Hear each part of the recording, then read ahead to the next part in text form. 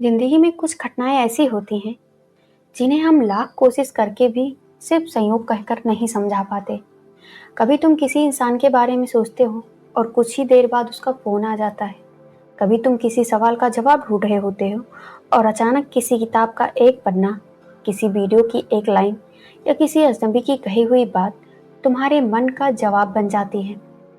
कभी ऐसा भी होता है कि तुम महीनों तक किसी रास्ते की तलाश करते रहते हो और फिर एक दिन बिना किसी योजना के कोई ऐसा इंसान मिल जाता है जो तुम्हारी पूरी दिशा बदल देता है।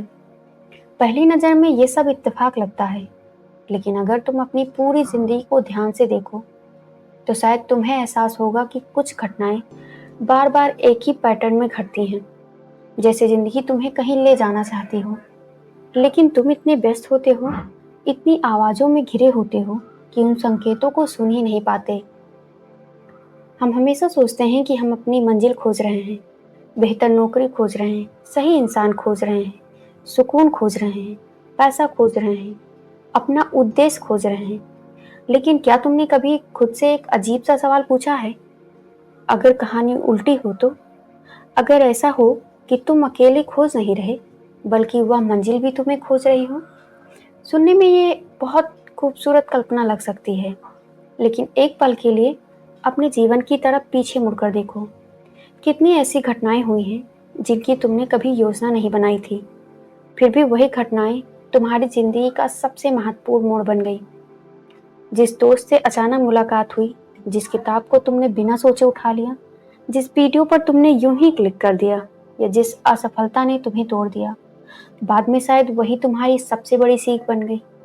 उस समय तुम्हें लगा होगा कि जिंदगी तुम्हारे खिलाफ है, लेकिन आज पीछे मुड़कर देखते हो तो महसूस होता है कि अगर वह घटना नहीं होती तो तुम आज यहाँ भी नहीं होते। यही बात तुम्हें एक गहरी सच्चाई की ओर ले जाती है। शायद जिंदगी हमेशा हमें धक्का नहीं देती, कभी कभी वह हमें दिशा देती है। फर्क सिर्फ इतना है कि धक्का दर्द देता है और दिशा समझने के लिए धैर्य चाहिए। हम इंसान एक अजीब गलती करते हैं। हम हर चीज को अपनी घड़ी से मापते हैं। हमें लगता है कि जो अभी नहीं मिला वो कभी नहीं मिलेगा। अगर 6 महीने मेहनत की और परिणाम नहीं मिला तो हम मान लेते हैं कि रास्ता गलत है।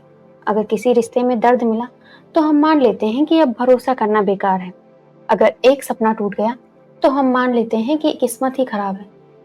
लेकिन क्या होगा अगर हर देरी, हर सफलता, हर इंतजार तुम्हें किसी बड़ी चीज के लिए तैयार कर रहा हो? जरा सोचो, अगर एक 5 साल का बच्चा अपने पिता से कार चलाने की जिद करे तो क्या एक अच्छा पिता उसे चाबी दे देगा? नहीं।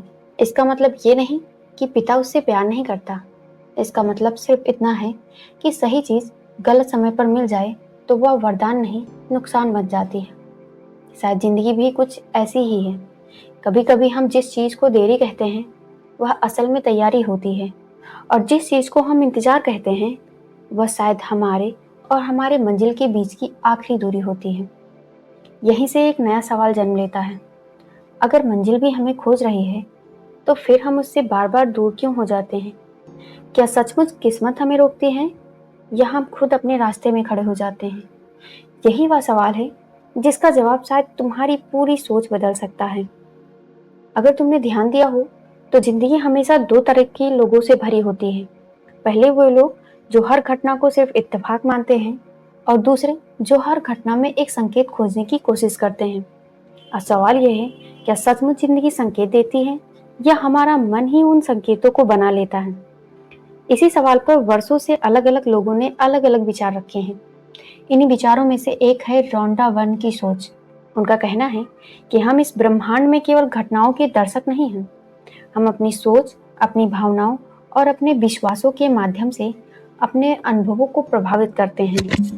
वह लिखती हैं, जब कोई इच्छा केवल शब्द नहीं रहती बल्कि तुम्हारे भीतर एक गहरे विश्वास में बदल जाती है, तब तुम्हारी नज़र बदलने लगती है। और जब नज़र बदलती है तो वही दुनिया तुम्हें नए अवसर दिखाने लगती है जिन्हें तुम पहले कभी देख ही नहीं पाए थे।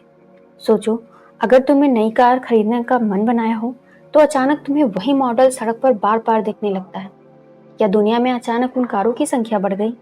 नहीं, बदला सिर्फ तुम्हारा ध्यान। यही बात सपनों के साथ भी हो सकती है। जब कोई सपना तुम्हारे भीतर सचमुच जगह बना लेता है, तो तुम्हारा मन उन लोगों, उन मौकों और उन रास्तों पर ज्यादा ध्यान देने लगता है जो उस सपने से जुड़े होते हैं। यहीं से कई लोगों को लगता है कि जैसे जिंदगी भी उनकी मदद कर रही है। शायद इसी अनुभव को कुछ लोग ब्रह्मांड का उत्तर कहते हैं। लेकिन यहाँ एक गलती बहुत लोग करते हैं। वे सोचते हैं केवल इच्छा कर लेने से सब कुछ अपने आप बदल जाएगा।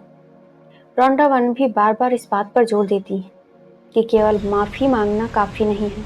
तुम्हें ऐसा महसूस भी करना होगा जैसे तुम उस जीवन के योग्य हो जिसे तुम पाना चाहते हो। अगर तुम्हारे शब्द कहते हैं मैं सफल बनना चाहता हूँ, लेकिन तुम्हारा मन हर दिन कहता है मैं नहीं कर पाऊंगा, तो तुम्हारे भीतर दो आवाजें एक दूसरे से लड़ रही हैं। एक आगे बढ़ना चाहती है, दूसरी हर कदम पर तुम्हें पीछे खींचती है। ऐसी स्थिति में इंसान अक्सर अवसरों को पहचान ही नहीं पाता। वह दरवाजा खुला होने पर भी बंद दिखाई देता है, क्योंकि डर आशा से ज्यादा तेज आवाज करता है। अब जरा अपने जीवन के बारे में सोचो। क्या कभी ऐसा हुआ है कि कोई अवसर तुम्हारे सामने था, लेकिन तुमने सिर्फ इसलिए उसे छोड़ दिया क्योंकि तुम्हें लगा कि तुम उसके योग्य नहीं हो, या किसी ने तुम्हारी मदद करनी चाहिए, लेकिन तुम्हारे डर ने तुम्हें उस पर भरोसा ही करने नहीं दिया? अगर ऐसा हुआ है, तो शायद समस्या अवसरों की कमी नहीं थी। समस्या उस कहानी की थी जो तुमने अपने बारे में अपने मन में ही लिख रखी थी। और जब तक वह कहानी नहीं बदलती, दुनिया बदलने पर भी अनुभव नहीं बदलते। शायद इसी कारण जिस चीज को तुम खोज रहे हो, वो तुम्हारे बहुत करीब होकर भी तुम्हें दिखाई नहीं देती। अब तक हमने एक बात समझी, अगर हमारे विचार बदलते हैं तो हमारी नजर भी बदलने लगती है। लेकिन एक सवाल अब भी बाकी है। अगर ब्रह्मांड सचमुच अवसर भेजता है, अगर जिंदगी सचमुच संकेत देती है, तो फिर बहुत से लोगों की इच्छाएं पूरी क्यों नहीं होती? इसका जवाब शायद हमारी इच्छाओं में नहीं है, हमारी स्वीकार करने की क्षमता में छिपा है।